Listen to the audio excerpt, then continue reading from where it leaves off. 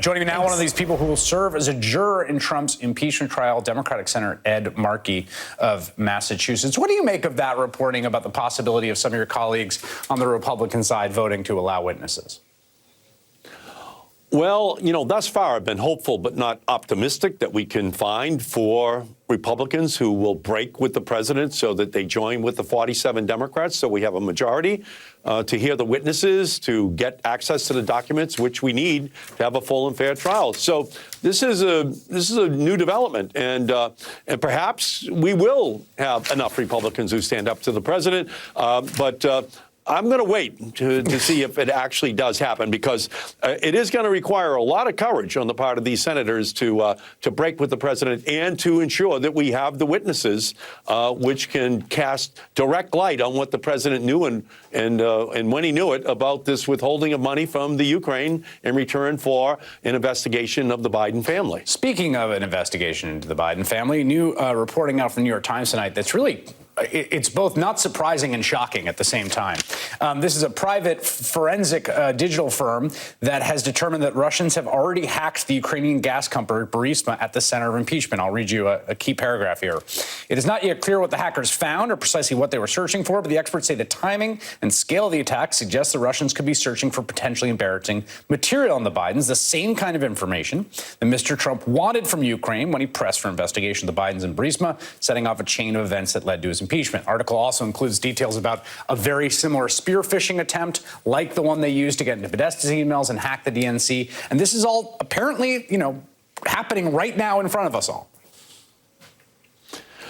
Well, again, Mark Twain used to say that history doesn't repeat itself, but it does tend to rhyme. So this rhymes a lot with 2016. It rhymes a lot with the Russians trying to handpick Donald Trump as their favorite to become the president of the United States. And now we have these additional reports that are just coming in that perhaps there is an attempt to hack into Burisma so that they can get more information, that is the Russians, in order to help Donald Trump.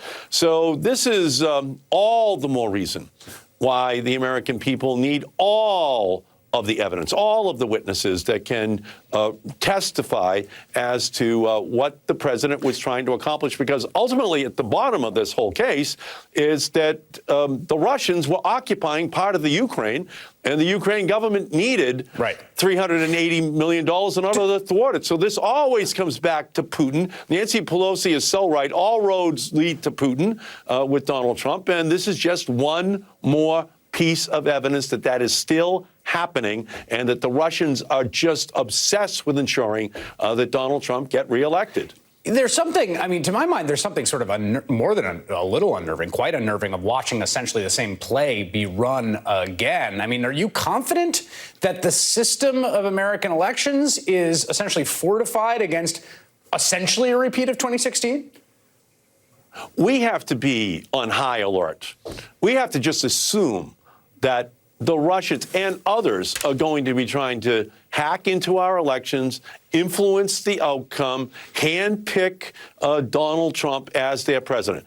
I think there is no issue which is going to be bigger than whether or not we can protect our election from outside interference. And this is just one more piece of evidence that it has already begun, that the Russians are intent on helping Donald Trump, and if we're not absolutely paying attention 100%, then I'm afraid we could see history repeat itself. Yeah, it sure looks like it after this reporting from the New York Times. Senator Ed Markey of Massachusetts. Thank you, sir. Thank you. Next.